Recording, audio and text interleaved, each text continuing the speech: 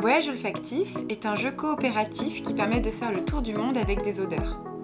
Grâce à 31 capsules odorantes et 70 photos venant des 4 coins du monde, ce jeu est une véritable invitation pour un voyage sensoriel depuis son canapé.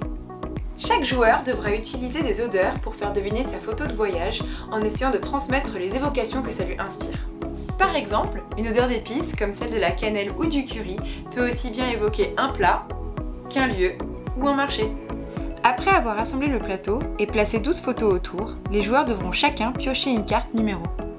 Celle-ci indique la photo que le joueur devra faire deviner aux autres en utilisant 3 odeurs maximum. Par un système de draft, les joueurs vont devoir se répartir les odeurs du jeu en conservant celles qui pourraient les aider à faire deviner leurs photos aux autres.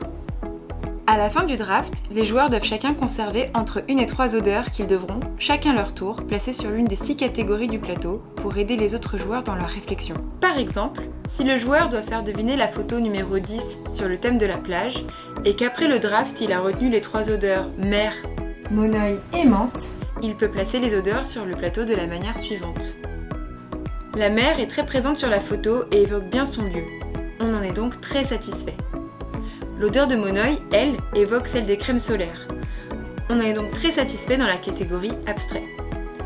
Pour finir, la couleur de la menthe nous rappelle un peu la mer. Elle nous satisfait donc dans la catégorie couleur.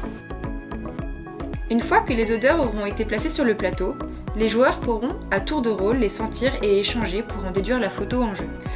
Après avoir débattu, les joueurs ont bien deviné qu'il s'agissait de la photo 10 sur la plage. L'association d'idées a bien fonctionné à l'échelle du groupe cette fois-ci. Les joueurs remportent tous ensemble la partie lorsqu'ils ont découvert 10 cartes. A l'inverse, si les joueurs se trompent sur une photo, un jeton de pénalité est retourné. Au bout du 3e, la partie est malheureusement terminée.